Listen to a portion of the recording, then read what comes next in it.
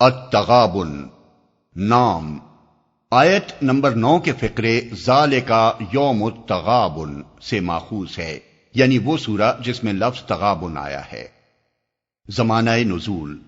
مقاتل اور کلبی کہتے ہیں کہ اس کا کچھ حصہ مکی ہے اور کچھ مدنی۔ حضرت عبداللہ بن عباس اور عطا بن یسار کہتے ہیں کہ ابتدا سے آیت 13 تک مکی ہے اور آیت 14 سے آخر سورہ تک مدنی، مگر مفسرین کی اکثریت پوری سورہ کو مدنی قرار دیتی ہے، اگرچہ اس میں کوئی اشارہ ایسا نہیں پایا جاتا جس سے اس کا زمانہ نزول متعین کیا جا سکتا ہو، لیکن مضمون کلام پر غور کرنے سے اندازہ ہوتا ہے کہ غالباً یہ مدینہ طیبہ کے ابتدائی دور میں نازل ہوئی ہوگی۔ اسی وجہ سے اس میں کچھ رنگ مکی صورتوں کا سا اور کچھ مدنی صورتوں کا سا پایا جاتا ہے۔ موضوع اور مضمون اس سورہ کا موضوع ایمان و طاعت کی دعوت اور اخلاق حسنہ کی تعلیم ہے۔ کلام کی ترتیب یہ ہے کہ پہلی 4 آیتوں کا خطاب تمام انسانوں سے ہے، پھر آیت 5 سے 10 تک ان لوگوں سے خطاب کیا گیا ہے جو قرآن کی دعوت کو نہیں مانتے، اور اس کے بعد نمبر 11 سے آخر تک کی آیات کا روئے سخن ان لوگوں کی طرف ہے جو اس دعوت کو مانتے ہیں۔ تمام انسانوں کو خطاب کر کے چند مختصر فقروں میں انہیں 4 بنیادی حقیقتوں سے آگاہ کیا گیا ہے۔ اول یہ کہ یہ کائنات جس میں تم رہتے ہو بے خدا نہیں ہے، بلکہ اس کا خالق اور مالک اور فرما روا ایک ایسا قادر مطلق خدا ہے جس کے کامل اور بے عیب ہونے کی شہادت اس کائنات کی ہر چیز دے رہی ہے۔ دوسرے یہ کہ یہ کائنات بے مقصد اور بے حکمت نہیں ہے، بلکہ اس کے خالق نے اسے سراسر برحق پیدا کیا ہے۔ یہاں اس غلط فہمی میں نہ رہو کہ یہ ایک فضول تماشا ہے جو ابس ہی شروع ہوا اور ابس ہی ختم ہو جائے گا۔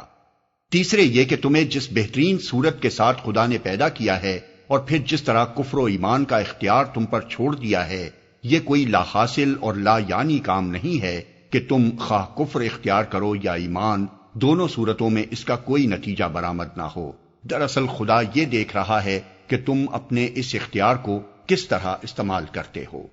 چوتھے یہ کہ تم غیر ذمہ دار اور غیر جواب دہ نہیں ہو، آخر کار تمہیں اپنے خالق کی طرف پلٹ کر جانا ہے اور اس ہستی سے تمہیں سابقہ پیش آنا ہے جو کائنات کی ہر چیز سے واقف ہے، جس سے تمہاری کوئی بات پوشیدہ نہیں، جس پر دلوں کے چھپے ہوئے خیالات تک روشن ہیں۔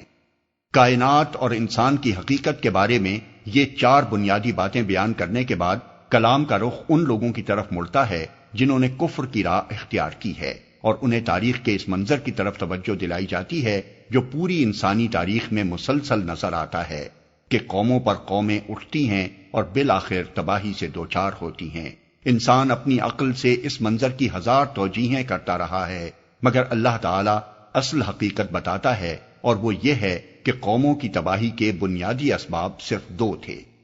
ایک یہ کہ اس نے جن رسولوں کو ان کی ہدایت کے لیے بھیجا تھا ان کی بات ماننے سے انہوں نے انکار کیا، اس کا نتیجہ یہ ہوا کہ اللہ نے بھی انہیں ان کے حال پر چھوڑ دیا، اور وہ خود ہی اپنے فلسفے گھڑ گھڑ کر ایک گمراہی سے دوسری گمراہی میں بھٹکتی چلی گئیں۔ دوسرے یہ کہ انہوں نے آخرت کے عقیدے کو بھی رد کر دیا اور اپنے ذام میں یہ سمجھ لیا کہ جو کچھ ہے بس یہی دنیا کی زندگی ہے، اس کے بعد کوئی اور زندگی نہیں ہے جس میں ہمیں اپنے خدا کے سامنے اپنے اعمال کا جواب دینا ہو۔ اس چیز نے ان کے پورے رویہ زندگی کو بگاڑ کر رکھ دیا، اور ان کے اخلاق و کردار کی گندگی اس حد تک بڑھتی چلی گئی کہ آخر کار خدا کے عذاب ہی نے آ کر دنیا کو ان کے وجود سے پاک کیا۔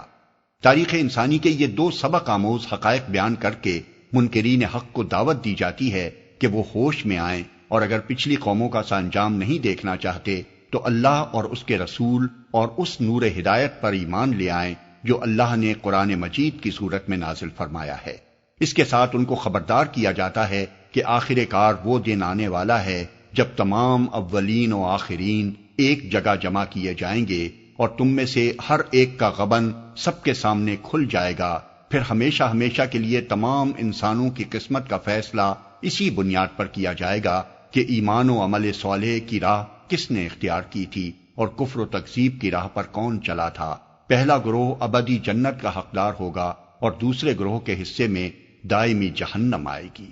اس کے بعد ایمان کی راہ اختیار کرنے والوں کو مخاطب کر کے چند اہم ہدایات انہیں دی جاتی ہیں۔ ایک یہ کہ دنیا میں جو مصیبت بھی آتی ہے اللہ کے اذن سے آتی ہے، ایسے حالات میں جو شخص ایمان پر ثابت قدم رہے اللہ اس کے دل کو ہدایت بخشتا ہے، ورنہ گھبراہٹ یا جھنجھلاہٹ میں مبتلا ہو کر جو آدمی ایمان کی راہ سے ہٹ جائے اس کی مصیبت تو اللہ کے اذن کے بغیر دور نہیں ہو سکتی، البتہ وہ ایک اور مصیبت جو سب سے بڑی مصیبت ہے مول لے لیتا ہے، اور وہ یہ ہے کہ اس کا دل اللہ کی ہدایت سے محروم ہو جاتا ہے۔ دوسرے یہ کہ مومن کا کام صرف ایمان لے آنا ہی نہیں ہے، بلکہ ایمان لانے کے بعد اسے عملاً اللہ اور اس کے رسول کی اطاعت کرنی چاہیے۔ اطاعت سے اگر وہ روگردانی اختیار کرے گا تو اپنے نقصان کا وہ خود ذمہ دار ہوگا، کیونکہ رسول اللہ صلی اللہ علیہ وسلم حق پہنچا کر بری الذمہ ہو چکے ہیں۔ تیسرے یہ کہ مومن کا اعتماد اپنی طاقت یا دنیا کی کسی طاقت پر نہیں بلکہ صرف اللہ پر ہونا چاہیے۔ چوتھے یہ کہ مومن کے لیے اس کا مال اور اس کے اہل و عیال ایک بہت بڑی آزمائش ہیں، کیونکہ زیادہ تر انہی کی محبت انسان کو ایمان و طاعت کی راہ سے منحرف کرتی ہے۔ اس لیے اہل ایمان کو اپنے اہل و عیال سے ہوشیار رہنا چاہیے کہ وہ بالواسطہ یا بلا واسطہ ان کے حق میں راہ خدا کے راہزن نہ بننے پائیں، اور انہیں اپنا مال خدا کی راہ میں خرچ کرنا چاہیے تاکہ ان کا نفس زر پرستی کے فتنوں سے محفوظ رہے۔ پانچویں یہ کہ ہر انسان اپنی استطاعت کی حد تک ہی مکلف ہے۔ اللہ تعالیٰ کا مطالبہ یہ نہیں ہے کہ آدمی اپنی استطاعت سے بڑھ کر کام کرے، البتہ مومن کو جس بات کی کوشش کرنی چاہیے وہ یہ ہے کہ اپنی حد تک خدا سے ڈرتے ہوئے زندگی بسر کرنے میں وہ کوئی کسر اٹھا نہ رکھے، اور اس کی گفتار، کردار اور معاملات اس کی اپنی کوتاہی کے باعث حدود اللہ سے متجاوز نہ ہو جائیں۔ بسم اللہ الرحمن الرحیم۔ شروع اللہ کے نام سے جو رحمان و رحیم ہے۔ یسبح للہ ما فی السماوات وما فی الارض له الملک وله الحمد وهو على كل شیء قدیر۔ اللہ کی تسبیح کر رہی ہے ہر وہ چیز جو آسمانوں میں ہے اور ہر وہ چیز جو زمین میں ہے، اسی کی بادشاہی ہے اور اسی کے لیے تعریف ہے، اور وہ ہر چیز پر قادر ہے۔ جو زمین میں ہے۔ بات کے مضمون پر غور کرنے سے یہ بات خود سمجھ میں آ جاتی ہے کہ کلام کا آغاز اس فقرے سے کیوں کیا گیا ہے۔ آگے کائنات اور انسان کی جو حقیقت بیان کی گئی ہے وہ یہ ہے کہ اللہ ہی اس کا خالق، مالک اور فرماروا ہے، اور اس نے یہ کائنات بے مقصد اور بے حکمت نہیں بنائی ہے، اور انسان یہاں غیر ذمہ دار بنا کر نہیں چھوڑ دیا گیا ہے کہ جو کچھ چاہے کرتا پھرے، کوئی اس سے باز پرس کرنے والا نہ ہو، اور اس کائنات کا فرماروا کوئی شہ بے خبر نہیں ہے کہ اس کی سلطنت میں جو کچھ ہو رہا ہو اس کا کوئی علم اسے نہ ہو۔ اس مضمون کی بہترین تمہید وہی ہو سکتی تھی جو اس مختصر سے فقرے میں ارشاد ہوئی ہے۔ موقع و محل کے لحاظ سے اس تمہید کا مطلب یہ ہے کہ زمین سے لے کر آسمانوں کی انتہائی وسعتوں تک جدھر بھی تم نگاہ ڈالو گے، اگر تم عقل کے اندھے نہیں ہو تو تمہیں صاف محسوس ہوگا کہ ایک ذرے سے لے کر عظیم ترین کہکشانوں تک ہر چیز نہ صرف خدا کے وجود پر گواہ ہے بلکہ اس بات کی گواہی بھی دے رہی ہے کہ اس کا خدا ہر عیب اور نقص اور کمزوری اور غلطی سے پاک ہے۔ اس کی ذات و صفات اور اس کے افعال و احکام میں کسی عیب و خطا یا کسی کمزوری اور نقص کا ادنا سے ادنا درجے میں بھی کوئی احتمال ہوتا تو یہ کمال درجے حکیمانہ نظام وجود ہی میں نہ آ سکتا تھا، کجا کے ازل سے ابد تک ایسے اٹل طریقے سے چل سکتا۔ اسی کی بادشاہی ہے، یعنی یہ پوری کائنات تنہا اسی کی سلطنت ہے، وہ صرف اس کو بنا کر اور ایک دفعہ حرکت دے کر نہیں رہ گیا ہے بلکہ وہی عملاً اس پر ہر آن حکومت کر رہا ہے۔ اس حکومت و فرما روائی میں کسی دوسرے کا قطعاً کوئی دخل یا حصہ نہیں ہے۔ دوسروں کو اگر عارضی طور پر اور محدود پیمانے پر اس کائنات میں کسی جگہ تصرف یا ملکیت یا حکمرانی کے اختیارات حاصل ہیں تو وہ ان کے ذاتی اختیارات نہیں ہیں جو انہیں اپنے زور پر حاصل ہوئے ہوں، بلکہ وہ اللہ تعالیٰ کے دیے ہوئے ہیں۔ جب تک اللہ چاہے وہ انہیں حاصل رہتے ہیں اور جب چاہے وہ انہیں سلب کر سکتا ہے۔ اسی کے لیے تعریف ہے۔ بالفاظ دیگر وہی اکیلا تعریف کا مستحق ہے۔ دوسری جس ہستی میں بھی کوئی قابل تعریف خوبی پائی جاتی ہے وہ اسی کی عطا کی ہوئی ہے، اور اگر حمد کو شکر کے معنی میں لیا جائے تو شکر کا بھی اصل مستحق وہی ہے، کیونکہ ساری نعمتیں اسی کی پیدا کی ہوئی ہیں اور ساری مخلوقات کا حقیقی محسن اس کے سوا کوئی نہیں ہے۔ دوسری کسی ہستی کے کسی احسان کا ہم شکریہ ادا کرتے ہیں تو اس بنا پر کرتے ہیں کہ اللہ نے اپنی نعمت اس کے ہاتھوں ہم تک پہنچائی، ورنہ وہ خود نہ اس نعمت کا خالق ہے نہ اللہ کی توفیق کے بغیر وہ اس نعمت کو ہم تک پہنچا سکتا تھا۔ وہ ہر چیز پر قادر ہے، یعنی وہ قادر مطلق ہے، جو کرنا چاہے کر سکتا ہے، کوئی طاقت اس کی قدرت کو محدود کرنے والی نہیں ہے۔ هو الذي خلقكم فمنكم كافر ومنكم مؤمن والله بما تعملون بصير۔ وہی ہے جس نے تم کو پیدا کیا، پھر تم میں سے کوئی کافر ہے اور کوئی مومن، اور اللہ وہ سب کچھ دیکھ رہا ہے جو تم کرتے ہو۔ کوئی مومن، اس کے 4 مفہوم ہیں اور چاروں اپنی اپنی جگہ صحیح ہیں۔ ایک یہ کہ وہی تمہارا خالق ہے، پھر تم میں سے کوئی اس کے خالق ہونے کا انکار کرتا ہے اور کوئی اس حقیقت کو مانتا ہے۔ یہ مفہوم پہلے اور دوسرے فقرے کو ملا کر پڑھنے سے متبادر ہوتا ہے۔ دوسرے یہ کہ اسی نے تم کو اس طرح پیدا کیا ہے کہ تم کفر اختیار کرنا چاہو تو کر سکتے ہو اور ایمان لانا چاہو تو لا سکتے ہو۔ ایمان و کفر میں سے کسی کے اختیار کرنے پر بھی اس نے تمہیں مجبور نہیں کیا ہے، اس لیے اپنے ایمان و کفر دونوں کے تم خود ذمہ دار ہو۔ اس مفہوم کی تائید بات کا یہ فقرہ کرتا ہے کہ اللہ وہ سب کچھ دیکھ رہا ہے جو تم کرتے ہو، یعنی اس نے یہ اختیار دے کر تمہیں امتحان میں ڈالا ہے اور وہ دیکھ رہا ہے کہ تم اپنے اس اختیار کو کس طرح استعمال کرتے ہو۔ تیسرا مفہوم یہ ہے کہ اس نے تو تم کو فطرت سلیمہ پر پیدا کیا تھا، جس کا تقاضا یہ تھا کہ تم سب ایمان کی راہ اختیار کرتے، مگر اس صحیح فطرت پر پیدا ہونے کے بعد تم میں سے بعض لوگوں نے کفر اختیار کیا جو ان کی خلقت و آفرینش کے خلاف تھا، اور بعض نے ایمان کی راہ اختیار کی جو ان کی فطرت کے مطابق تھی۔ یہ مضمون اس آیت کو سورہ روم کی آیت 30 کے ساتھ ملا کر پڑھنے سے سمجھ میں آتا ہے، جس میں فرمایا گیا ہے کہ یکسو ہو کر اپنا رخ اس دین پر جما دو، قائم ہو جاؤ اس فطرت پر جس پر اللہ نے انسانوں کو پیدا کیا ہے۔ اللہ کی بنائی ہوئی ساخت نہ بدلی جائے، یہی بالکل راست اور درست دین ہے۔ اور اسی مضمون پر وہ متعدد احادیث روشنی ڈالتی ہیں جن میں نبی صلی اللہ علیہ وسلم نے بار بار یہ فرمایا ہے کہ ہر انسان صحیح فطرت پر پیدا ہوتا ہے اور بعد میں خارج سے کفر و شرک اور گمراہی اس پر عارض ہوتی ہے۔ اس مقام پر یہ بات قابل ذکر ہے کہ کتب آسمانی نے کبھی انسان کے پیدائشی گناہگار ہونے کا وہ تصور پیش نہیں کیا ہے جسے 1500 سال سے عیسائیت نے اپنا بنیادی عقیدہ بنا رکھا ہے۔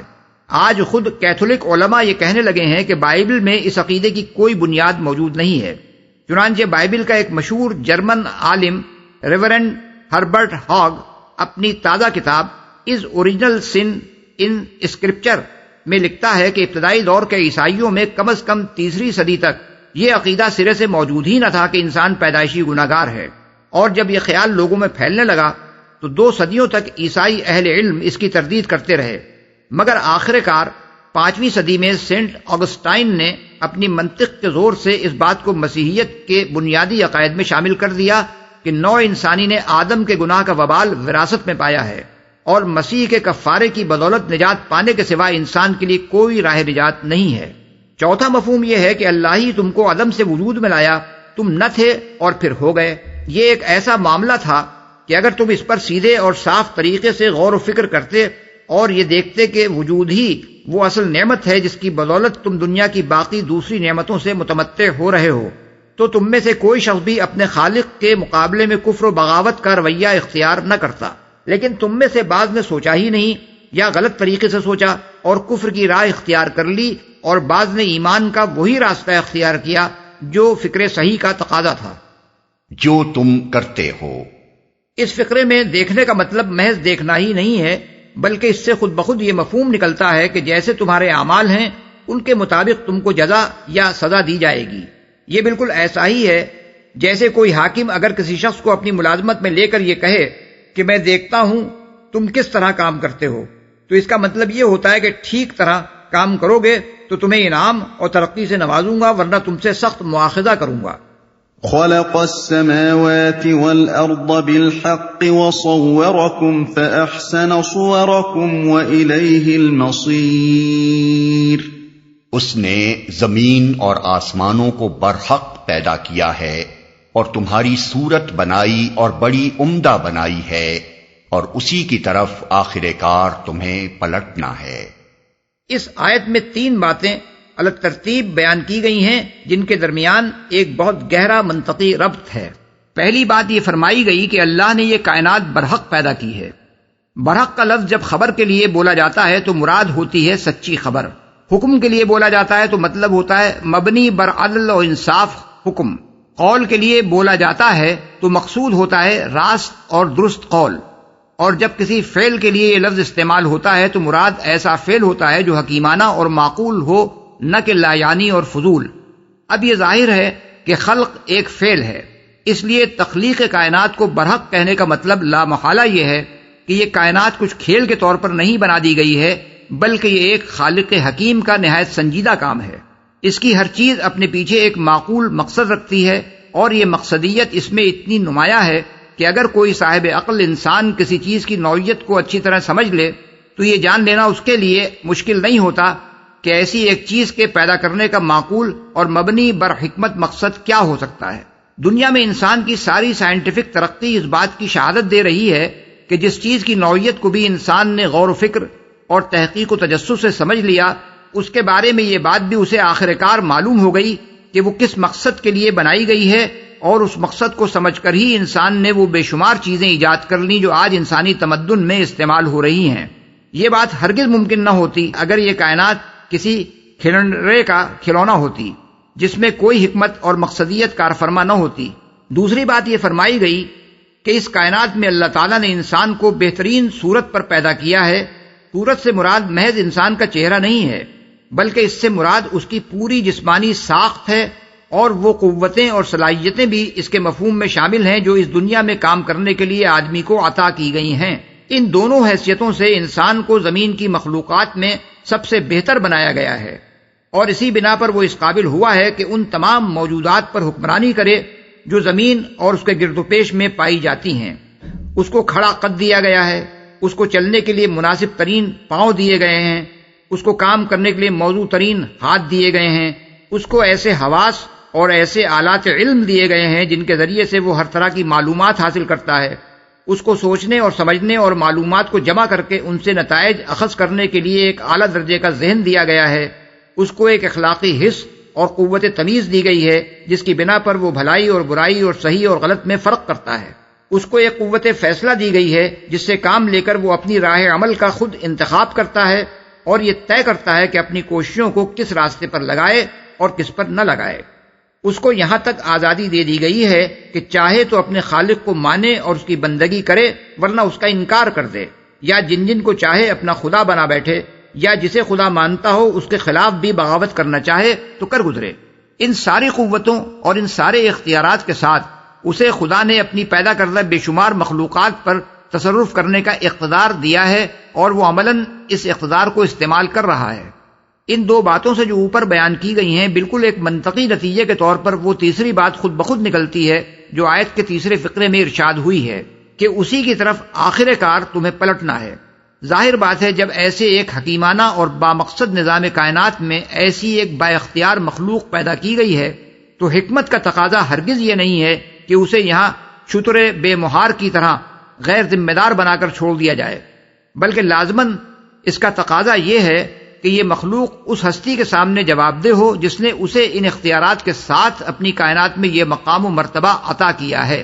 پلٹنے سے مراد اس آیت میں محض پلٹنا نہیں ہے بلکہ جواب دہی کے لیے پلٹنا ہے، اور بات کی آیات میں صراحت کر دی گئی ہے کہ یہ واپسی اس زندگی میں نہیں بلکہ مرنے کے بعد دوسری زندگی میں ہوگی، اور اس کا اصل وقت وہ ہوگا جب پوری نوع انسانی کو از سر نو زندہ کر کے بیک وقت محاسبے کے لیے اکٹھا کیا جائے گا، اور اس محاسبے کے نتیجے میں جزا و سزا اس بنیاد پر ہوگی کہ آدمی نے خدا کے دیے ہوئے اختیارات کو صحیح طریقے سے استعمال کیا یا غلط طریقے سے۔ رہا یہ سوال کہ یہ جواب دہی دنیا کی موجودہ زندگی میں کیوں نہیں ہو سکتی، اور اس کا صحیح وقت مرنے کے بعد دوسری زندگی ہی کیوں ہے، اور یہ کیوں ضروری ہے کہ یہ جواب دہی اس وقت ہو جب پوری نوع انسانی اس دنیا میں ختم ہو جائے اور تمام اولین و آخرین کو بیک وقت دوبارہ زندہ کر کے اکٹھا کیا جائے۔ آدمی ذرا بھی عقل سے کام لے تو وہ سمجھ سکتا ہے کہ یہ سب کچھ بھی سراسر معقول ہے، اور حکمت و دانش کا تقاضا یہی ہے کہ محاسبہ دوسری زندگی ہی میں ہو اور سب انسانوں کا ایک ساتھ ہو۔ اس کی پہلی وجہ یہ ہے کہ انسان اپنے پورے کارنامہ حیات کے لیے جواب دہ ہے، اس لیے اس کی جواب دہی کا صحیح وقت لازماً وہی ہونا چاہیے جب اس کا کارنامہ حیات مکمل ہو چکا ہو۔ اور دوسری وجہ اس کی یہ ہے کہ انسان ان تمام اثرات و نتائج کے لیے ذمہ دار ہے جو اس کے افعال سے دوسروں کی زندگی پر مترتب ہوئے ہوں، اور وہ اثرات و نتائج اس کے مرنے کے ساتھ ختم نہیں ہو جاتے بلکہ اس کے بعد مدتهای دراز تک چلتے رہتے ہیں۔ لہذا صحیح محاسبہ اسی وقت ہو سکتا ہے جب پوری نوع انسانی کا کارنامہ حیات ختم ہو جائے اور تمام اولین و آخرین بیک وقت جواب دہی کے لیے جمع کیے جائیں۔ يعلم ما في السماوات والأرض ويعلم ما تسرون وما تعلنون والله عليم بذات الصدور۔ زمین اور آسمانوں کی ہر چیز کا اسے علم ہے، جو کچھ تم چھپاتے ہو اور جو کچھ تم ظاہر کرتے ہو سب اس کو معلوم ہے، اور وہ دلوں کا حال تک جانتا ہے، اور جو کچھ تم ظاہر کرتے ہو۔ دوسرا ترجمہ یہ بھی ہو سکتا ہے کہ جو کچھ تم چھپ کر کرتے ہو اور جو کچھ تم علانیہ کرتے ہو، اور وہ دلوں کا حال تک جانتا ہے۔ یعنی وہ انسان کے صرف ان اعمال ہی سے واقف نہیں ہے جو لوگوں کے علم میں آ جاتے ہیں، بلکہ ان اعمال کو بھی جانتا ہے جو سب سے مخفی رہ جاتے ہیں۔ مزید برآں وہ محض اعمال کی ظاہری شکل ہی کو نہیں دیکھتا بلکہ یہ بھی جانتا ہے کہ انسان کے ہر عمل کے پیچھے کیا ارادہ اور کیا مقصد کار فرما تھا، اور جو کچھ اس نے کیا کس نیت سے کیا اور کیا سمجھتے ہوئے کیا۔ یہ ایک ایسی حقیقت ہے جس پر انسان غور کرے تو اسے اندازہ ہو سکتا ہے کہ انصاف صرف آخرت ہی میں ہو سکتا ہے اور صرف خدا ہی کی عدالت میں صحیح انصاف ہونا ممکن ہے۔ انسان کی عقل خود یہ تقاضا کرتی ہے کہ آدمی کو اس کے ہر جرم کی سزا ملنی چاہیے، لیکن آخر یہ بات کون نہیں جانتا کہ دنیا میں اکثر و بیشتر جرائم یا تو چھپے رہ جاتے ہیں یا ان کے لیے کافی شہادت بہم نہ پہنچنے کی وجہ سے مجرم چھوٹ جاتا ہے، یا جرم کھل بھی جاتا ہے تو مجرم اتنا بااثر اور طاقتور ہوتا ہے کہ اسے سزا نہیں دی جا سکتی۔ پھر انسان کی عقل یہ بھی چاہتی ہے کہ آدمی کو محض اس بنا پر سزا نہیں ملنی چاہیے کہ اس کے فعل کی صورت ایک مجرمانہ فعل کی سی ہے، بلکہ یہ تحقیق ہونا چاہیے کہ جو فعل اس نے کیا ہے بالارادہ سوچ سمجھ کر کیا ہے۔ اس کے ارتکاب کے وقت وہ ایک ذمہ دار عامل کی حیثیت سے کام کر رہا تھا، اس کی نیت فی الواقع ارتکاب جرم ہی کی تھی، اور وہ جانتا تھا کہ جو کچھ وہ کر رہا ہے وہ جرم ہے۔ اسی لیے دنیا کی عدالتیں مقدمات کا فیصلہ کرنے میں ان امور کی تحقیق کرتی ہیں اور ان کی تحقیق کو اصول انصاف کا تقاضا مانا جاتا ہے۔ مگر کیا واقعی دنیا میں کوئی ذریعہ ایسا پایا جاتا ہے جس سے ان کی ٹھیک تحقیق ہو سکے جو ہر شبے سے بالاتر ہو؟ اس لحاظ سے دیکھا جائے تو یہ آیت بھی اللہ تعالیٰ کے اس ارشاد سے گہرا منطقی ربط رکھتی ہے کہ اس نے زمین اور آسمانوں کو برحق پیدا کیا ہے۔ برحق پیدا کرنے کا لازمی تقاضا یہ ہے کہ اس کائنات میں صحیح اور کامل عدل ہو۔ یہ عدل لازماً اسی صورت میں قائم ہو سکتا ہے جبکہ عدل کرنے والے کی نگاہ سے انسان جیسی ذمہ دار مخلوق کا نہ صرف یہ کہ کوئی فعل چھپا نہ رہ جائے بلکہ وہ نیت بھی اس سے مخفی نہ رہے جس کے ساتھ کسی شخص نے کوئی فعل کیا ہو۔ اور ظاہر ہے کہ خالق کائنات کے سوا کوئی دوسری ہستی ایسی نہیں ہو سکتی جو اس طرح کا عدل کر سکے۔ اب اگر کوئی شخص اللہ اور آخرت کا انکار کرتا ہے تو وہ گویا یہ دعویٰ کرتا ہے کہ ہم ایک ایسی کائنات میں رہتے ہیں جو فی الحقیقت انصاف سے خالی ہے، بلکہ جس میں سرے سے انصاف کا کوئی امکان ہی نہیں ہے۔ اس احمقانہ تخیل پر جس شخص کی عقل اور جس کا قلب و ضمیر مطمئن ہو وہ بڑا ہی بے شرم ہے، اگر وہ اپنے آپ کو ترقی پسند یا اقلیت پسند سمجھتا ہو اور ان لوگوں کو تاریخ خیال یا رجعت پسند سمجھے جو کائنات کے اس انتہائی معقول ریشنل تصور کو قبول کرتے ہیں جسے قرآن پیش کر رہا ہے۔ أَلَمْ يَأْتِكُمْ نَبَأُ الَّذِينَ كَفَرُوا مِن قَبْلُ فَذَاقُوا وَبَالَ أَمْرِهِمْ وَلَهُمْ عَذَابٌ أَلِيمٌ۔ کیا تمہیں ان لوگوں کی کوئی خبر نہیں پہنچی جنہوں نے اس سے پہلے کفر کیا اور پھر اپنی شامت اعمال کا مزہ چکھ لیا، اور آگے ان کے لیے ایک دردناک عذاب ہے۔ یعنی دنیا میں انہوں نے شامت اعمال کا جو مزہ چکھا وہ ان کے جرائم کی نہ اصل سزا تھی نہ پوری سزا۔ اصلی اور پوری سزا تو ابھی آخرت میں ان کو بھگتنی ہے، لیکن دنیا میں جو عذاب ان پر آیا اس سے لوگ یہ سبق لے سکتے ہیں کہ جن قوموں نے بھی اپنے رب کے مقابلے میں کفر کا رویہ اختیار کیا وہ کس طرح بگڑتی چلی گئیں اور آخر کس انجام سے دوچار ہوئیں۔ ذلك بأنه كانت تأتيهم رسلهم بالبينات فقالوا أبشر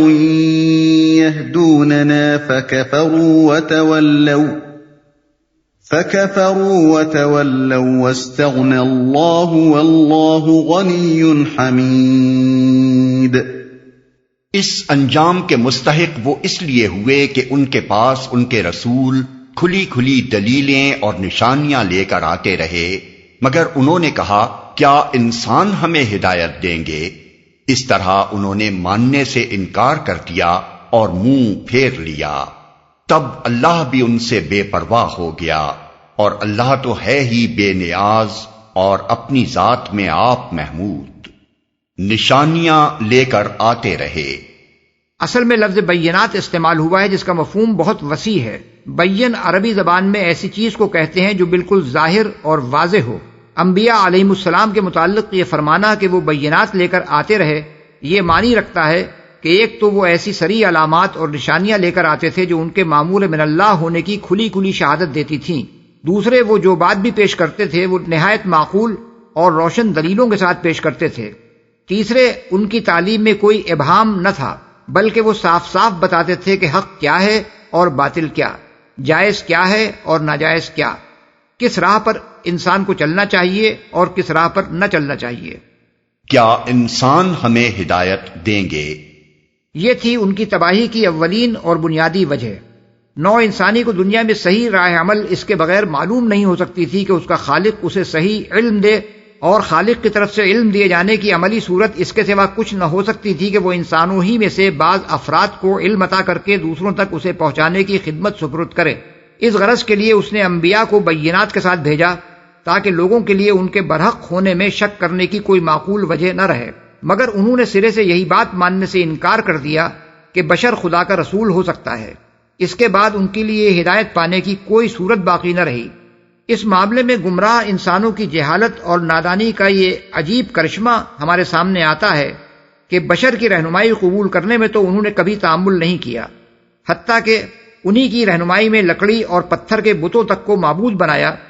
خود انسانوں کو خدا اور خدا کا اوتار اور خدا کا بیٹا تک مان لیا، اور گمراہ کن لیڈروں کی اندھی پیروی میں ایسے ایسے عجیب مسلک اختیار کر لیے جنہوں نے انسانی تہذیب و تمدن اور اخلاق کو تلپٹ کر کے رکھ دیا۔ مگر جب خدا کے رسول ان کے پاس حق لے کر آئے اور انہوں نے ہر ذاتی غرض سے بالاتر ہو کر بے لاگ سچائی ان کے سامنے پیش کی تو انہوں نے کہا کہ آپ بشر ہمیں ہدایت دیں گے؟ اس کے معنی یہ تھے کہ بشر اگر گمراہ کرے تو سر آنکھوں پر، لیکن اگر وہ راہ راست دکھاتا ہے تو اس کی رہنمائی قابل قبول نہیں ہے۔ اپنی ذات میں آپ محمود، یعنی جب انہوں نے اللہ کی بھیجی ہوئی ہدایت سے استغنا برتا تو پھر اللہ کو بھی اس کی کچھ پرواہ نہ رہی کہ وہ کس گڑھے میں جا کر گرتے ہیں۔ اللہ کی کوئی غرض تو ان سے اٹکی ہوئی نہ تھی کہ وہ اسے خدا مانیں گے تو وہ خدا رہے گا، ورنہ خدائی کا تخت اس سے چھن جائے گا۔ وہ نہ ان کی عبادت کا محتاج تھا نہ ان کی حمد و ثنا کا، وہ تو ان کی اپنی بھلائی کے لیے انہیں راہ راست دکھانا چاہتا تھا، مگر جب وہ اس سے منہ پھیر گئے تو اللہ بھی ان سے بے پرواہ ہو گیا، پھر نہ ان کو ہدایت دی، نہ ان کی حفاظت اپنے ذمے لی، نہ ان کو مہالک میں پڑنے سے بچایا، اور نہ انہیں اپنے اوپر تباہی لانے سے روکا، کیونکہ وہ خود اس کی ہدایت اور ولایت کے طالب نہ تھے۔ زعم الذين كفروا أن لن يبعثوا قل بلى وربي لتبعثن ثم لتنبؤن بما عملتم وذلك على الله يسير۔ منکرین نے بڑے دعوے سے کہا ہے کہ وہ مرنے کے بعد ہرگز دوبارہ نہ اٹھائے جائیں گے۔ ان سے کہو نہیں، میرے رب کی قسم تم ضرور اٹھائے جاؤ گے، پھر ضرور تمہیں بتایا جائے گا کہ تم نے دنیا میں کیا کچھ کیا ہے، اور ایسا کرنا اللہ کے لیے بہت آسان ہے۔ دوبارہ نہ اٹھائے جائیں گے، یعنی ہر زمانے میں منکرین حق دوسری جس بنیادی گمراہی میں مبتلا رہے ہیں اور جو بالآخر ان کی تباہی کی موجب ہوئی وہ یہ تھی، اگرچہ کسی منکر آخرت کے پاس نہ پہلے یہ جاننے کا کوئی ذریعہ تھا نہ آج ہے، نہ کبھی ہو سکتا ہے کہ مرنے کے بعد کوئی دوسری زندگی نہیں ہے، لیکن ان نادانوں نے ہمیشہ بڑے زور کے ساتھ یہی دعویٰ کیا ہے، حالانکہ قطعیت کے ساتھ آخرت کا انکار کر دینے کے لیے نہ کوئی عقلی بنیاد موجود ہے نہ علمی بنیاد۔ تم ضرور اٹھائے جاؤ گے۔ یہ تیسرا مقام ہے جہاں اللہ تعالیٰ نے اپنی نبی صلی اللہ علیہ وسلم سے فرمایا ہے کہ اپنے رب کی قسم کھا کر لوگوں سے کہو کہ ضرور ایسا ہو کر رہے گا۔ پہلے سورہ یونس میں فرمایا وَيَسْتَنبِئُونَكَ أَحَقٌّ هُوَ قُلْ إِي وَرَبِّي إِنَّهُ لَحَقٌّ وَمَا أَنْتُمْ بِمُعْجِزِينَ، یعنی وہ پوچھتے ہیں کیا واقعی یہ حق ہے؟ کہو میرے رب کی قسم یہ یقیناً حق ہے اور تم اتنا بلبوتا نہیں رکھتے کہ اسے ظہور میں آنے سے روک دو۔ آیت نمبر 53۔ پھر سورہ سبا میں فرمایا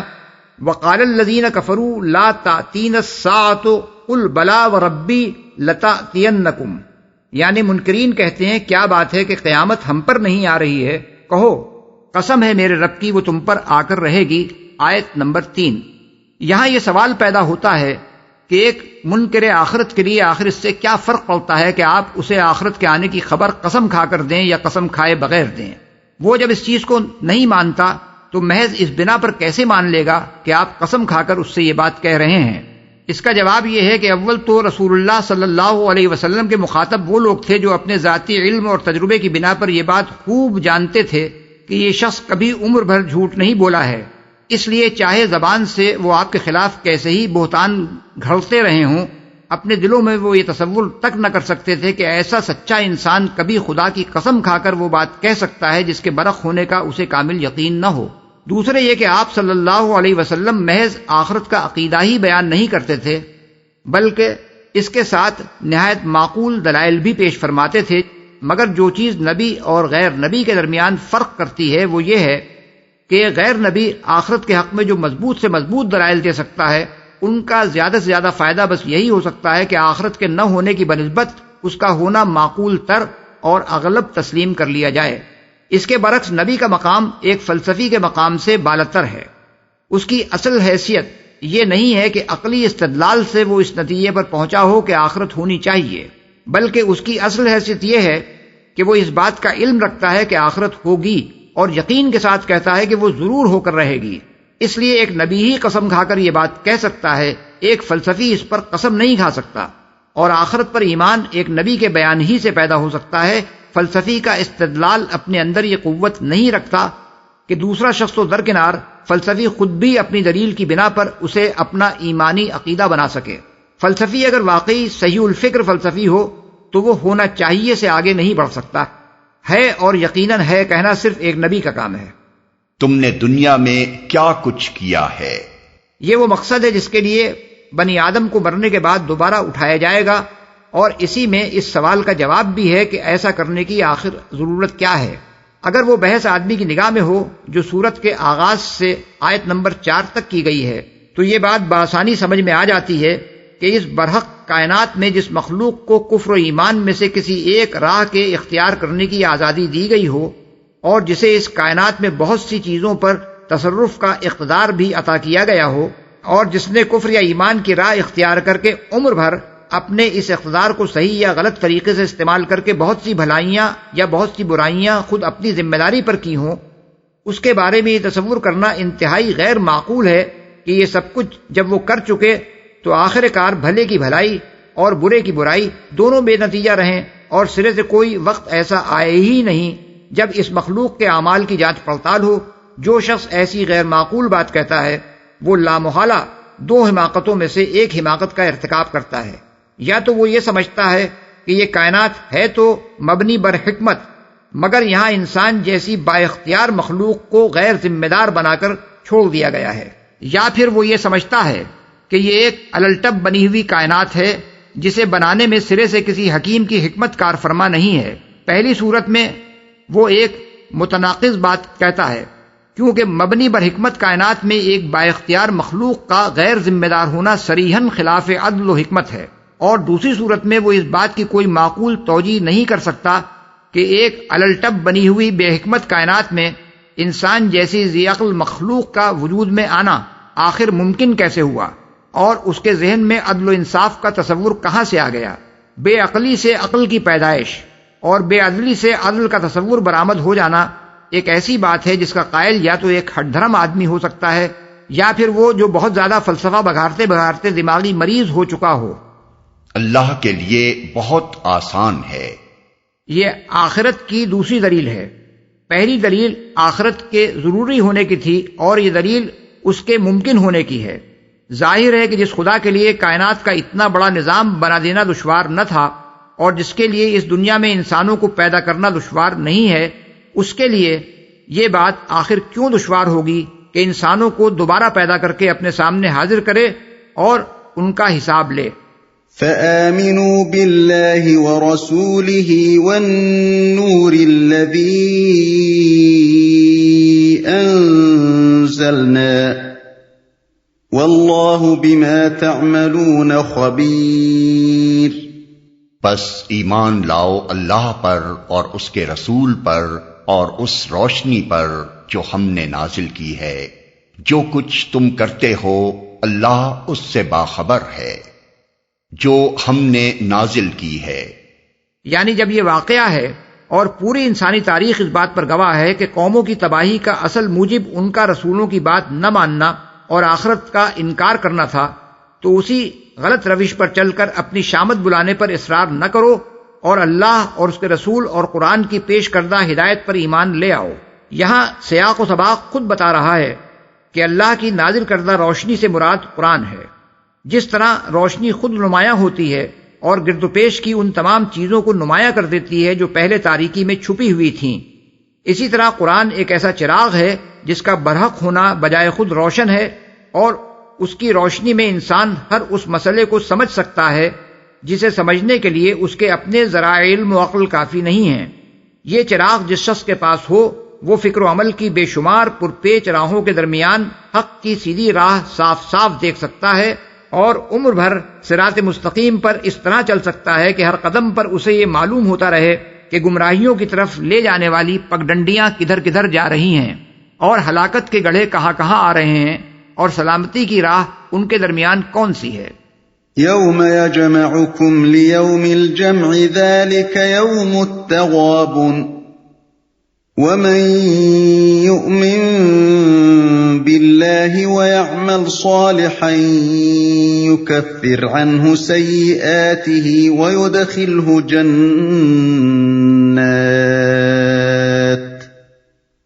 ويدخله جنات تجري من تحتها الأنهار خالدين فيها أبدا ذلك الفوز العظيم۔ اس کا پتہ تمہیں اس روز چل جائے گا جب اجتماع کے دن وہ تم سب کو اکٹھا کرے گا۔ وہ دن ہوگا ایک دوسرے کے مقابلے میں لوگوں کی ہار جیت کا۔ جو اللہ پر ایمان لایا ہے اور نیک عمل کرتا ہے اللہ اس کے گناہ جھاڑ دے گا اور اسے ایسی جنتوں میں داخل کرے گا جن کے نیچے نہریں بہتی ہوں گی۔ یہ لوگ ہمیشہ ہمیشہ ان میں رہیں گے، یہی بڑی کامیابی ہے۔ تم سب کو اکٹھا کرے گا۔ اجتماع کے دن سے مراد ہے قیامت اور سب کو اکٹھا کرنے سے مراد ہے تمام ان انسانوں کو بیک وقت زندہ کر کے جمع کرنا جو ابتدائے آفرینش سے قیامت تک دنیا میں پیدا ہوئے ہوں۔ یہ مضمون قرآن مجید میں جگہ جگہ کھول کر بیان کیا گیا ہے۔ مثلا سورہ ہود میں فرمایا ذالک یوم مجموع لہ الناس وذالک یوم مشہود، یعنی وہ ایک ایسا دن ہوگا جس میں سب انسان جمع ہوں گے اور پھر جو کچھ بھی اس روز ہوگا سب کی آنکھوں کے سامنے ہوگا۔ آیت نمبر 103۔ اور سورہ واقعہ میں فرمایا قل ان الاولین والآخرین لمجموعون الی میقات یوم معلوم، یعنی ان سے کہو کہ تمام پہلے گزرے ہوئے اور بعد میں آنے والے لوگ یقیناً ایک مقرر دن کے وقت جمع کیے جانے والے ہیں۔ آیت نمبر 50۔ لوگوں کی ہار جیت کا اصل میں لفظ یوم التغابن استعمال ہوا ہے جس کے معنی میں اتنی وسعت ہے کہ اردو زبان تو کیا کسی دوسری زبان کے بھی ایک لفظ بلکہ ایک فقرے میں اس کا مفہوم ادا نہیں کیا جا سکتا۔ خود قرآن مجید میں بھی قیامت کے جتنے نام آئے ہیں ان میں غالباً سب سے زیادہ پرمانی نام یہی ہے، اس لیے اس کا مفہوم سمجھنے کے لیے تھوڑی سی تشریح ناگزیر ہے۔ تغابن غبن سے ہے، جس کا تلفظ غبن بھی ہے اور غبن بھی۔ غبن زیادہ تر خرید و فروخت اور لین دین کے معاملے میں بولا جاتا ہے، اور غبن رائے کے معاملے میں، لیکن کبھی کبھی اس کے برعکس بھی استعمال ہوتا ہے۔ لغت میں اس کے متعدد معنی بیان کیے ہیں۔ غبنو خبرن ناقہ، یعنی ان لوگوں کو پتہ نہیں چلا کہ ان کی اونٹنی کہاں گئی۔ غبن فلانن فی البیع، یعنی اس نے فلاں شخص کو خرید و فروخت میں دھوکہ دے دیا۔ غبن فلانن، یعنی اس نے فلاں شخص کو گھاٹا دے دیا۔ غبنت من حقی عند فلان، یعنی فلاں شخص سے اپنا حق وصول کرنے میں مجھ سے بھول ہو گئی۔ غبین وہ شخص جس میں ذہانت کی کمی ہو اور جس کی رائے کمزور ہو۔ مغبون وہ شخص جو دھوکہ کھا جائے۔ الغبن الغفلت النسیان فوت الحظ ان یبخس صاحبک فی معاملت بینک و بینہ لضرب من الاخفاء، یعنی غبن کے معنی ہے غفلت، بھول، اپنے حصے سے محروم رہ جانا۔ ایک شخص کا کسی غیر محسوس طریقے سے کاروبار یا باہمی معاملے میں دوسرے کو نقصان دینا۔ امام حسن بصری رحمۃ اللہ علیہ نے دیکھا کہ ایک شخص دوسرے کو بیع میں دھوکہ دے رہا ہے تو فرمایا ھذا یغبن عقلک، یہ شخص تجھے بے وقوف بنا رہا ہے۔ اس سے جب لفظ تغابن بنایا جائے تو اس میں دو یا زائد آدمیوں کے درمیان غبن واقع ہونے کا مفہوم پیدا ہو جاتا ہے۔ تغابن القوم کے معنی ہے بعض لوگوں کا بعض لوگوں کے ساتھ غبن کا معاملہ کرنا، یا ایک شخص کا دوسرے کو نقصان پہنچانا اور دوسرے کا اس کے ہاتھوں نقصان اٹھا جانا، یا ایک کا حصہ دوسرے کو مل جانا اور اس کا اپنے حصے سے محروم رہ جانا، یا تجارت میں ایک فریق کا خسارہ اٹھانا اور دوسرے فریق کا نفع اٹھا لے جانا، یا کچھ لوگوں کا کچھ دوسرے لوگوں کے مقابلے میں غافل یا ضعیف الرائے ثابت ہونا۔ اب اس بات پر غور کیجئے کہ آیت میں قیامت کے متعلق فرمایا گیا ہے ذالک یوم التغابن، یعنی وہ دن ہوگا تغابن کا۔ ان الفاظ سے خود بخود یہ مفہوم نکلتا ہے کہ دنیا میں تو شب و روز تغابن ہوتا ہی رہتا ہے، لیکن یہ تغابن ظاہری اور نظر فریب ہے، اصلی اور حقیقی تغابن نہیں ہے۔ اصل تغابن قیامت کے روز ہوگا، وہاں جا کر پتہ چلے گا کہ اصل میں خسارہ کس نے اٹھایا اور کون نفع کما لے گیا، اصل میں کس کا حصہ کسے مل گیا اور کون اپنے حصے سے محروم رہ گیا، اصل میں دھوکہ کس نے کھایا اور کون ہوشیار نکلا، اصل میں کس نے اپنا تمام سرمایہ حیات ایک غلط کاروبار میں کھپا کر اپنا دیوالا نکال دیا، اور کس نے اپنی قوتوں اور قابلیتوں اور مساعی اور اموال اور اوقات کو نفع کے سودے پر لگا کر وہ سارے فائدے لوٹ لیے جو پہلے شخص کو بھی حاصل ہو سکتے تھے اگر وہ دنیا کی حقیقت سمجھنے میں دھوکہ نہ کھاتا۔ مفسرین نے یوم التغابن کی تفسیر کرتے ہوئے اس کے متعدد مطلب بیان کیے ہیں جو سب کے سب صحیح ہیں اور اس کے معنی کے مختلف پہلوؤں پر روشنی ڈالتے ہیں۔ بعض مفسرین نے اس کا مطلب یہ بیان کیا ہے کہ اس روز اہل جنت اہل دوزخ کا وہ حصہ مار لے جائیں گے جو ان کو جنت میں ملتا اگر وہ جنتیوں کے سے کام کر کے آئے ہوتے، اور اہل دوزخ جنتیوں کا وہ حصہ لوٹ لیں گے جو انہیں دوزخ میں ملتا اگر انہوں نے دنیا میں دوزخیوں کے سے کام کیے ہوتے۔ اس مضمون کی تائید بخاری کی وہ حدیث کرتی ہے جو انہوں نے کتاب الرقاق میں حضرت ابو ہریرہ رضی اللہ عنہ سے روایت کی ہے کہ حضور صلی اللہ علیہ وسلم نے فرمایا جو شخص بھی جنت میں جائے گا اسے وہ مقام دکھا دیا جائے گا جو اسے دوزخ میں ملتا اگر وہ برا عمل کرتا تاکہ وہ اور زیادہ شکر گزار ہو، اور جو شخص بھی دوزخ میں جائے گا اسے وہ مقام دکھا دیا جائے گا جو اسے جنت میں ملتا اگر اس نے نیک عمل کیا ہوتا تاکہ اسے اور زیادہ حسرت ہو۔ بعض اور مفسرین کہتے ہیں کہ اس روز ظالم کی اتنی نیکیاں مظلوم لوٹ لے جائے گا جو اس کے ظلم کا بدلہ ہو سکیں، یا مظلوم کے اتنے گناہ ظالم پر ڈال دیے جائیں گے جو اس کے حق کے برابر وزن رکھتے ہوں، اس لیے کہ قیامت کے روز آدمی کے پاس کوئی مال و زر تو ہوگا نہیں کہ وہ مظلوم کا حق ادا کرنے کے لیے کوئی ہرجانہ یا تاوان دے سکے، وہاں تو بس آدمی کے اعمال ہی ایک زر مبادلہ ہوں گے۔ لہذا جس شخص نے دنیا میں کسی پر ظلم کیا ہو وہ مظلوم کا حق اسی طرح ادا کر سکے گا کہ اپنے پلے میں جو کچھ بھی نیکیاں رکھتا ہو ان میں سے اس کا تاوان ادا کرے، یا مظلوم کے گناہوں میں سے کچھ اپنے اوپر لے کر اس کا جرمانہ بھگتے۔ یہ مضمون بھی متعدد احادیث میں رسول اللہ صلی اللہ علیہ وسلم سے منقول ہے۔ بخاری کتاب الرقاق میں حضرت ابو ہریرہ رضی اللہ عنہ کی روایت ہے کہ حضور نے فرمایا جس شخص کے ذمے اپنے کسی بھائی پر کسی قسم کے ظلم کا بار ہو اسے چاہیے کہ یہیں اس سے سبکدوش ہو لے، کیونکہ آخرت میں دینار و درہم تو ہوں گی ہی نہیں، وہاں اس کی نیکیوں میں سے کچھ لے کر مظلوم کو دلوائی جائیں گی، یا اگر اس کے پاس نیکیاں کافی نہ ہوں تو مظلوم کے کچھ گناہ اس پر ڈال دیے جائیں گے۔ اسی طرح مسند احمد میں حضرت جابر بن عبداللہ بن انیس کی روایت ہے کہ حضور صلی اللہ علیہ وسلم نے فرمایا، کوئی جنتی جنت میں اور کوئی دوزخی دوزخ میں اس وقت تک نہ جا سکے گا جب تک کہ اس ظلم کا بدلہ نہ چکا دیا جائے جو اس نے کسی پر کیا ہو، حتیٰ کہ ایک تھپڑ کا بدلہ بھی دینا ہوگا۔ ہم نے عرض کیا کہ یہ بدلہ کیسے دیا جائے گا جبکہ قیامت میں ہم ننگے بچے ہوں گے؟ فرمایا، اپنے اعمال کی نیکیوں اور بدیوں سے بدلہ چکانا ہوگا۔ مسلم اور مسند احمد میں حضرت ابو ہریرہ رضی اللہ عنہ کی روایت ہے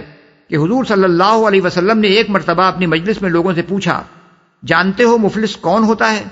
لوگوں نے عرض کیا کہ ہم میں سے مفلس وہ ہوتا ہے جس کے پاس مال و متاع کچھ نہ ہو۔ فرمایا، میری امت میں مفلس وہ ہے جو قیامت کے روز نماز اور روزہ اور زکوٰۃ ادا کر کے حاضر ہوا ہو، مگر اس حال میں آیا ہو کہ کسی کو اس نے گالی دی تھی اور کسی پر بہتان لگایا تھا اور کسی کا مال مار کھایا تھا اور کسی کا خون بہایا تھا اور کسی کو مارا پیٹا تھا، پھر ان سب مظلوموں میں سے ہر ایک پر اس کی نیکیاں لے لے کر بانٹ دی گئیں، اور جب نیکیوں میں سے کچھ نہ بچا جس سے ان کا بدلہ چکایا جا سکے تو ان میں سے ہر ایک کے کچھ کچھ گناہ لے کر اس پر ڈال دیے گئے اور وہ شخص دوزخ میں پھینک دیا گیا۔ ایک اور حدیث میں جسے مسلم اور ابو داؤد نے حضرت بریدہ سے نقل کیا ہے، حضور صلی اللہ علیہ وسلم نے فرمایا، کسی مجاہد کے پیچھے اگر کسی شخص نے اس کی بیوی اور اس کے گھر والوں کے معاملے میں خیانت کی تو قیامت کے روز وہ اس مجاہد کے سامنے کھڑا کر دیا جائے گا اور اس کو کہا جائے گا کہ اس کی نیکیوں میں سے جو کچھ تو چاہے لے لے۔ پھر حضور صلی اللہ علیہ وسلم نے ہماری طرف متوجہ ہو کر فرمایا، پھر تمہارا کیا خیال ہے؟ یعنی تم کیا اندازہ کرتے ہو کہ وہ اس کے پاس کیا چھوڑ دے گا؟ بعض اور مفسرین نے کہا ہے تغابن کا لفظ زیادہ تر تجارت کے معاملے میں بولا جاتا ہے، اور قرآن مجید میں جگہ جگہ اس رویے کو جو کافر اور مومن اپنی دنیا کی زندگی میں اختیار کرتے ہیں تجارت سے تشبیہ دی گئی ہے۔ مومن اگر نافرمانی کا راستہ چھوڑ کر اطاعت اختیار کرتا ہے اور اپنی جان، مال اور محنتیں خدا کے راستے میں کھپا دیتا ہے تو گویا وہ گھاٹے کا سودا چھوڑ کر ایک ایسی تجارت میں اپنا سرمایہ لگا رہا ہے جو آخر کار نفع دینے والی ہے۔ اور ایک کافر اگر اطاعت کی راہ چھوڑ کر خدا کی نافرمانی اور بغاوت کی راہ میں اپنا سب کچھ لگا دیتا ہے تو گویا وہ ایک ایسا تاجر ہے جس نے ہدایت کے بدلے گمراہی خریدی ہے اور آخر کار وہ اس کا خسارہ اٹھانے والا ہے۔ دونوں کا نفع اور نقصان قیامت کے روز ہی کھلے گا۔ دنیا میں یہ ہو سکتا ہے کہ مومن سراسر گھاٹے میں رہے اور کافر بڑے فائدے حاصل کرتا رہے، مگر آخرت میں جا کر معلوم ہو جائے گا کہ اصل میں نفع کا سودا کس نے کیا ہے اور نقصان کا سودا کس نے۔ یہ مضمون قرآن مجید میں بکثرت مقامات پر بیان ہوا ہے۔ مثال کے طور پر آیات ذیل ملاحظہ ہوں، سورۃ البقرہ آیات 16، 175 اور 207، سورہ آل عمران آیت 77 اور آیت 177، سورۃ النساء آیت نمبر 74، سورہ توبہ آیت نمبر 111، سورہ النحل آیت نمبر 95، سورہ فاطر آیت نمبر 29، سورہ الصف آیت نمبر 10۔ ایک اور صورت تغابن کی یہ بھی ہے کہ دنیا میں لوگ کفر و فسق اور ظلم و عصیان پر بڑے اطمینان سے آپس میں تعاون کرتے رہتے ہیں اور یہ اعتماد رکھتے ہیں کہ ہمارے درمیان بڑی گہری محبت اور دوستی ہے۔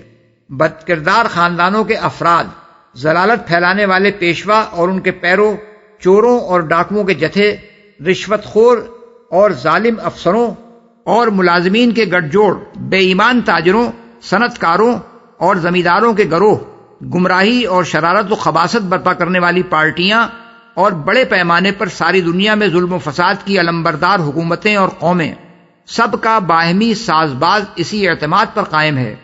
ان میں سے ہر ایک کے ساتھ تعلق رکھنے والے افراد اس گمان میں ہیں کہ ہم ایک دوسرے کے بڑے اچھے رفیق ہیں اور ہمارے درمیان بڑا کامیاب تعاون چل رہا ہے،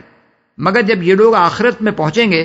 تو ان پر یکایک یہ بات کھلے گی کہ ہم سب نے بہت بڑا دھوکہ کھایا ہے۔ ہر ایک یہ محسوس کرے گا کہ جسے میں اپنا بہترین باپ، بھائی، بیوی، شوہر، اولاد، دوست، رفیق، لیڈر، پیر، مرید یا حامی و مددگار سمجھ رہا تھا، وہ دراصل میرا بدترین دشمن تھا۔ ہر رشتہ داری اور دوستی اور عقیدت و محبت عداوت میں تبدیل ہو جائے گی۔ سب ایک دوسرے کو گالیاں دیں گے، ایک دوسرے پر لعنت کریں گے اور ہر ایک یہ چاہے گا کہ اپنے جرائم کی زیادہ سے زیادہ ذمہ داری دوسرے پر ڈال کر اسے سخت سے سخت سزا دلوائے، یہ مضمون بھی قرآن میں جگہ جگہ بیان کیا گیا ہے، جس کی چند مثالیں ان آیات میں دیکھی جا سکتی ہیں۔ سورۃ البقرہ آیت نمبر 167، سورۃ الاعراف آیت نمبر 37 تا 39، سورہ ابراہیم آیت 21 تا 22، سورہ المومنون آیت 101، سورہ العنکبوت آیت 12، 13 اور 25، سورہ لقمان آیت نمبر 33، سورہ الاحزاب آیت نمبر 67 اور 68، سورہ سبا 31 تا 33، سورہ فاطر آیت نمبر 18، سورہ صافات آیات 27 تا 33، سورہ صاد 59 تا 61، حامیم السجدہ آیت 29، سورہ الزخرف آیت 67، سورہ الدخان آیت 41، سورہ المعارج آیت 10 تا 14، سورہ عبس آیت 34 تا 37۔ نیک عمل کرتا ہے۔ اللہ پر ایمان لانے سے مراد محض یہ مان لینا نہیں ہے کہ اللہ موجود ہے،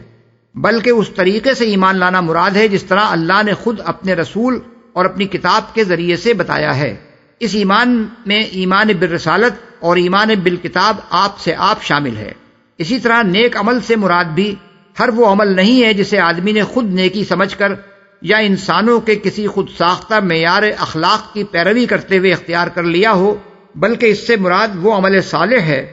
جو خدا کے بھیجے ہوئے قانون کے مطابق ہو۔ لہذا کسی کو یہ غلط فہمی نہ ہونی چاہیے کہ رسول اور کتاب کے واسطے کے بغیر اللہ کو ماننے اور نیک عمل کرنے کے وہ نتائج ہیں جو آگے بیان ہو رہے ہیں۔ قرآن مجید کا جو شخص بھی سوچ سمجھ کر مطالعہ کرے گا، اس سے یہ بات پوشیدہ نہ رہے گی کہ قرآن کی روح سے اس طرح کے کسی ایمان کا نام ایمان باللہ اور کسی عمل کا نام عمل صالح سرے سے ہے ہی نہیں۔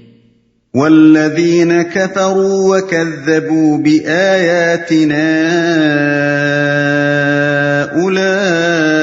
اولئک اصحاب النار خالدین فیہا وبئس المصیر۔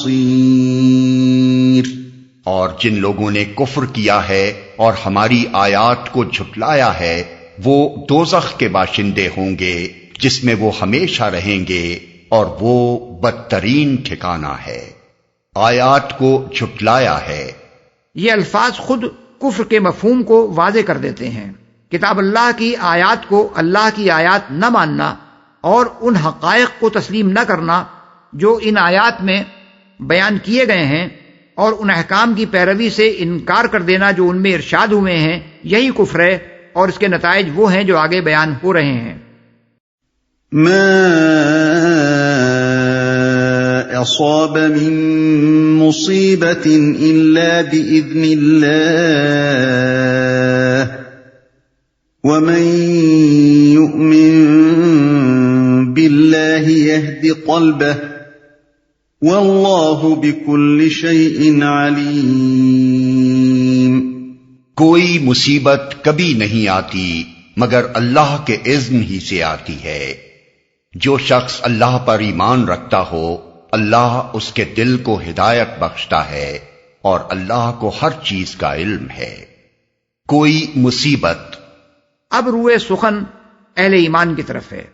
اس سلسلہ کلام کو پڑھتے ہوئے یہ بات نگاہ میں رہنی چاہیے کہ جس زمانے میں یہ آیات نازل ہوئی ہیں وہ مسلمانوں کے لیے سخت مصائب کا زمانہ تھا۔ مکے سے برسوں ظلم سہنے کے بعد اپنا سب کچھ چھوڑ چھاڑ کر آ گئے تھے، اور مدینے میں جن حق پرستوں نے ان کو پناہ دی تھی ان پر دوہری مصیبت آ پڑی تھی۔ ایک طرف انہیں سینکڑوں مہاجرین کو سہارا دینا تھا جو عرب کے مختلف حصوں سے ان کی طرف چلے آ رہے تھے، اور دوسری طرف پورے عرب کے اعدائے اسلام ان کے درپے آزار ہو گئے تھے۔ اللہ کے اذن ہی سے آتی ہے۔ یہ مضمون سورہ الحدید آیات 22 اور 23 میں بھی گزر چکا ہے۔ جن حالات میں اور جس مقصد کے لیے یہ بات وہاں فرمائی گئی تھی، اسی طرح کے حالات میں اسی مقصد کے لیے اسے یہاں دہرایا گیا ہے۔ جو حقیقت مسلمانوں کے ذہن نشی کرنی مقصود ہے وہ یہ ہے کہ نہ مصائب خود آ جاتے ہیں، نہ دنیا میں کسی کی یہ طاقت ہے کہ اپنے اختیار سے جس پر جو مصیبت چاہے نازل کر دے۔ یہ تو سراسر اللہ کے اذن پر موقوف ہے کہ کسی پر کوئی مصیبت نازل ہونے دے یا نہ ہونے دے،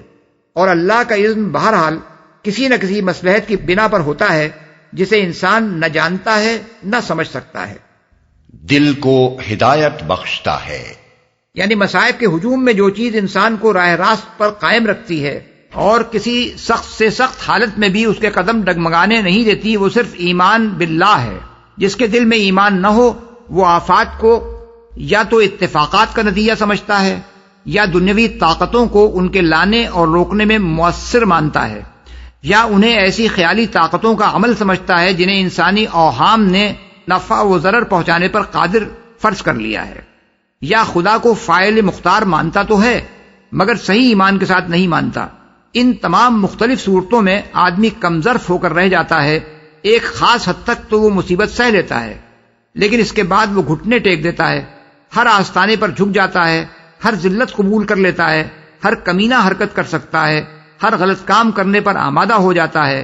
خدا کو گالیاں دینے سے بھی نہیں چوکتا، حتیٰ کہ خودکشی تک کر گزرتا ہے۔ اس کے برعکس جو شخص یہ جانتا اور سچے دل سے مانتا ہو کہ سب کچھ اللہ کے ہاتھ میں ہے اور وہی اس کائنات کا مالک و فرما روا ہے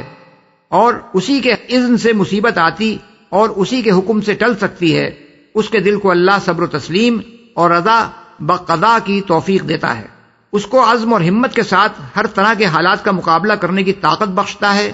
تاریک سے تاریک حالات میں بھی اس کے سامنے اللہ کے فضل کی امید کا چراغ روشن رہتا ہے اور کوئی بڑی سے بڑی آفت بھی اس کو اتنا پست ہمت نہیں ہونے دیتی کہ وہ راہ راست سے ہٹ جائے یا باطل کے آگے سر جھکا دے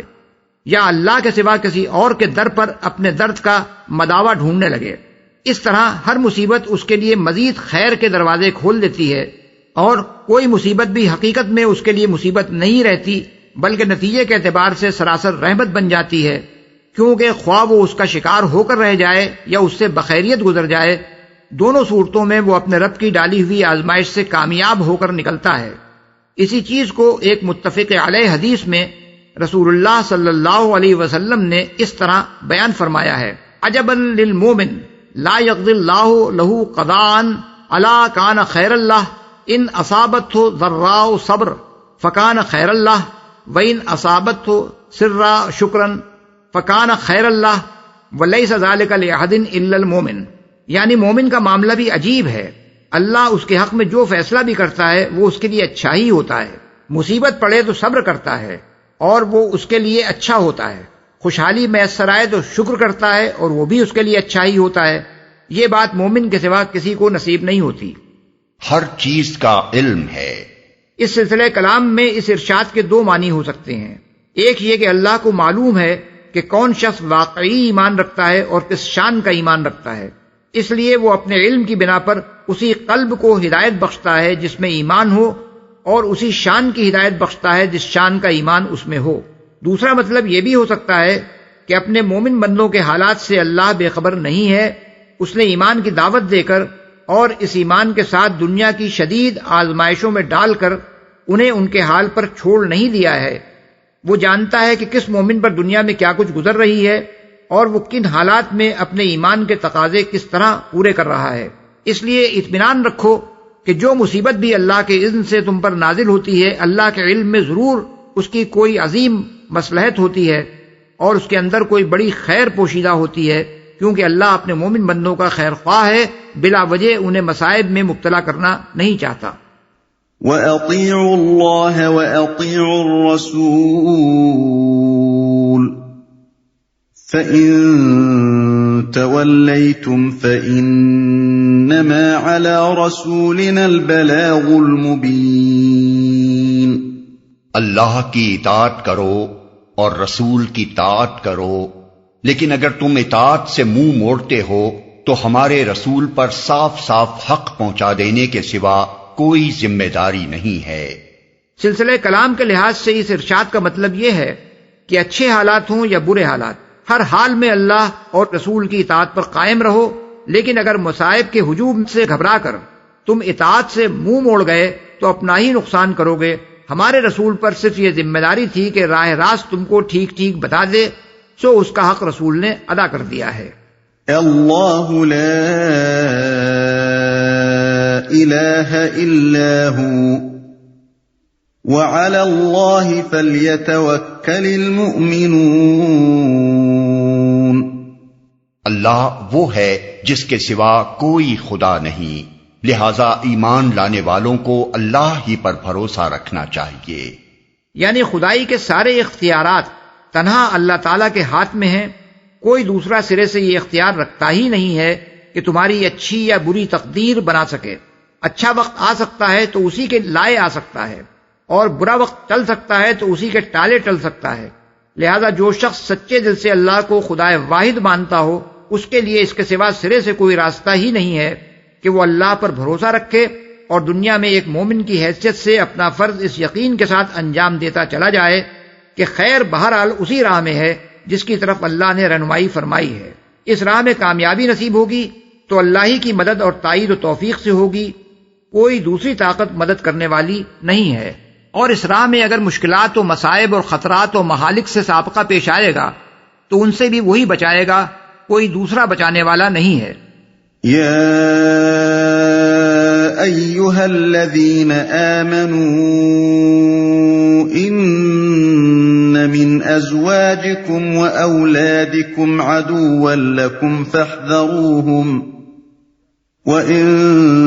تَعْفُوا وَتَصْفَحُوا وَتَغْفِرُوا فَإِنَّ اللَّهَ غَفُورٌ رَّحِيمٌ۔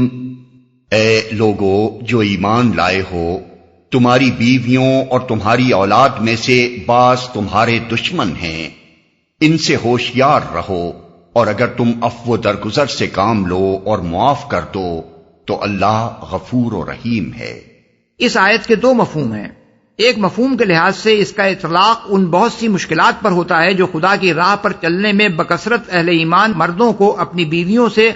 اور عورتوں کو اپنے شوہروں سے اور والدین کو اپنی اولاد سے پیش آتی ہیں۔ دنیا میں کم ہی ایسا ہوتا ہے کہ ایک مرد کو ایسی بیوی اور ایک عورت کو ایسا شوہر ملے جو ایمان اور راست روی میں پوری طرح ایک دوسرے کے رفیق و مددگار ہوں، اور پھر دونوں کو اولاد بھی ایسی میسر ہو جو عقیدہ و عمل اور اخلاق و کردار کے اعتبار سے ان کے لیے آنکھوں کی ٹھنڈک بنے۔ ورنہ بالعموم ہوتا یہ ہے کہ شوہر اگر نیک اور ایماندار ہے تو بیوی اور اولاد اسے ایسی ملتی ہے جو اس کی دیانت و امانت اور راست بازی کو اپنے حق میں بدقسمتی سمجھتی ہے، اور یہ چاہتی ہے کہ شوہر اور باپ ان کی خاطر جہنم مول لے اور ان کے لیے حرام و حلال کی تمیز چھوڑ کر ہر طریقے سے عیش و طرب اور فسق و فجور کے سامان فراہم کرے۔ اور اس کے برعکس بسا اوقات ایک نیک مومن عورت کو ایسے شوہر سے سابقہ پیش آتا ہے جسے اس کی پابندی شریعت ایک آنکھ نہیں بھاتی، اور اولاد بھی باپ کے نقش قدم پر چل کر اپنی گمراہی اور بدکرداری سے ماں کی زندگی اجیرن کر دیتی ہے۔ پھر خصوصیت کے ساتھ جب کفر و دین کی کشمکش میں ایک انسان کے ایمان کا تقاضا یہ ہوتا ہے کہ اللہ اور اس کے دین کے خاطر نقصانات برداشت کرے،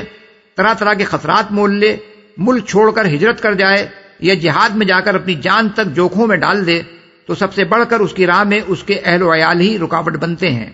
دوسرے مفہوم کا تعلق ان مخصوص حالات سے ہے جو ان آیات کے نزول کے زمانے میں بکثرت مسلمانوں کو پیش آ رہے تھے، اور آج بھی ہر اس شخص کو پیش آتے ہیں جو کسی غیر مسلم معاشرے میں اسلام قبول کرتا ہے۔ اس وقت مکہ معظمہ میں اور عرب کے دوسرے حصوں میں عموماً یہ صورت پیش آتی تھی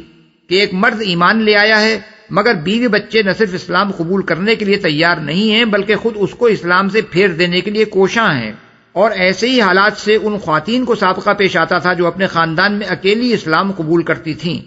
یہ دونوں قسم کے حالات جن اہل ایمان کو درپیش ہوں انہیں خطاب کرتے ہوئے تین باتیں فرمائی گئی ہیں۔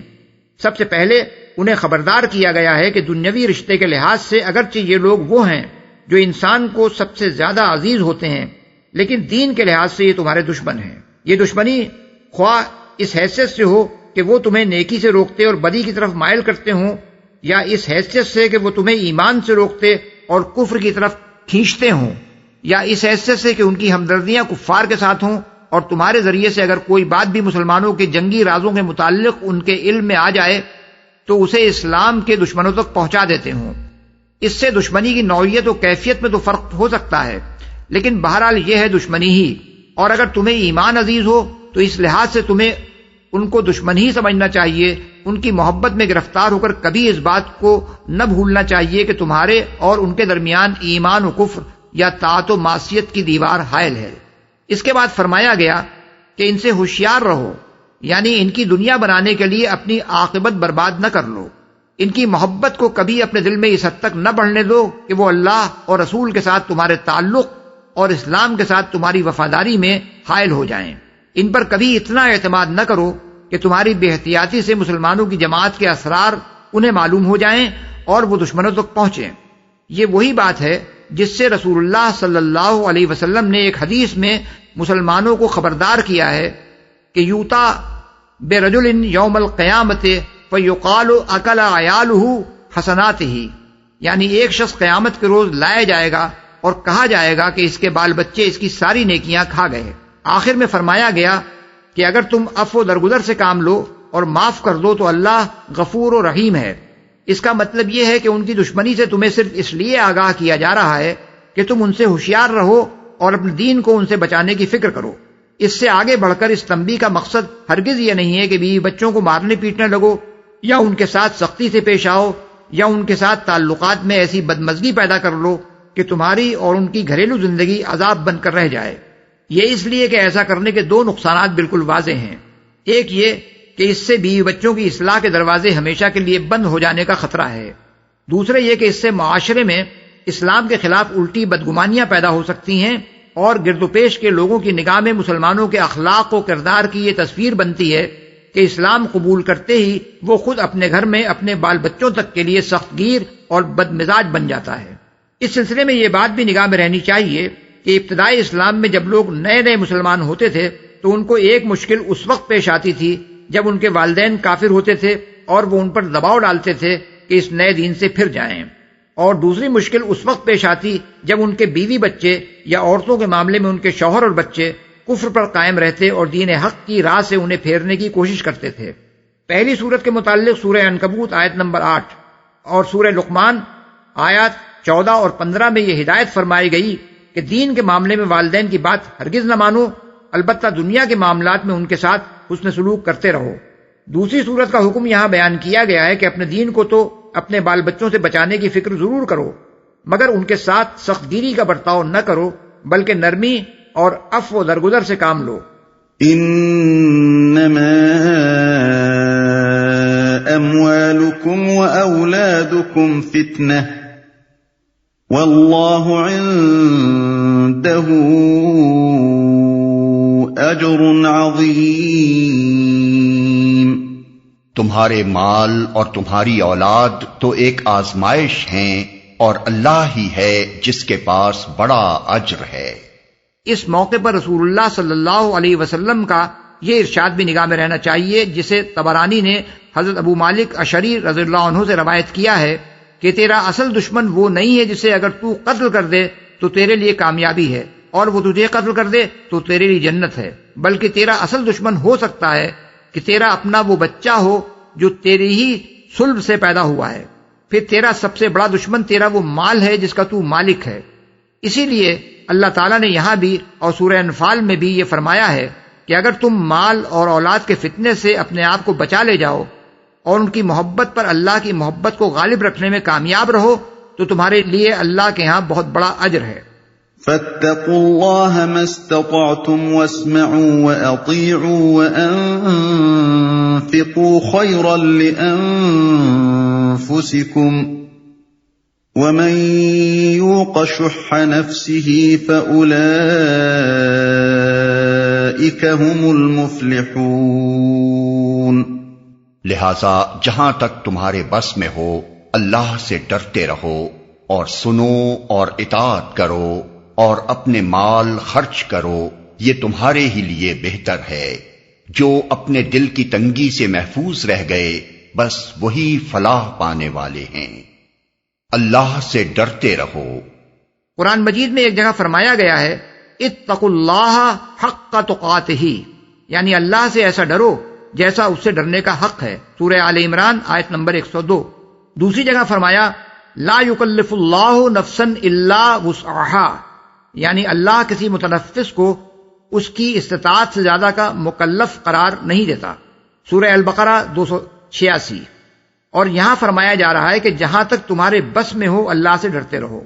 ان تینوں آیتوں کو ملا کر غور کیجئے تو معلوم ہوتا ہے کہ پہلی آیت وہ معیار ہمارے سامنے رکھ دیتی ہے جس تک پہنچنے کی ہر مومن کو کوشش کرنی چاہیے۔ دوسری آیت یہ اصولی بات ہمیں بتاتی ہے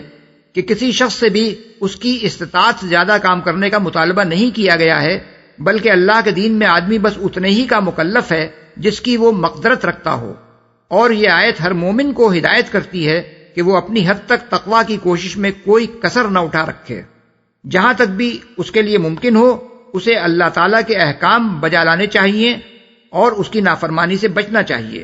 اس معاملے میں اگر وہ خود تساہل سے کام لے گا تو مواخذے سے نہ بچ سکے گا، البتہ جو چیز اس کی مقدرت سے باہر ہوگی اور اس کا فیصلہ اللہ ہی بہتر کر سکتا ہے کہ کیا چیز کس کی مقدرت سے واقعی باہر تھی، اس کے معاملے میں اس سے باز پرس نہ کی جائے گی۔ ان تقرضوا الله قرضا حسنا يضاعفه لكم ويغفر لكم والله شكور حليم عالم الغيب والشهادة العزيز الحكيم۔ اگر تم اللہ کو قرض حسن دو تو وہ تمہیں کئی گنا بڑھا کر دے گا اور تمہارے قصوروں سے درگزر فرمائے گا۔ اللہ بڑا قدردان اور بردبار ہے، حاضر اور غائب ہر چیز کو جانتا ہے، زبردست اور دانا ہے۔ سمع و بصر نے تفہیم القرآن کی مکمل 6 جلدوں کی آڈیو CD تیار کی ہے۔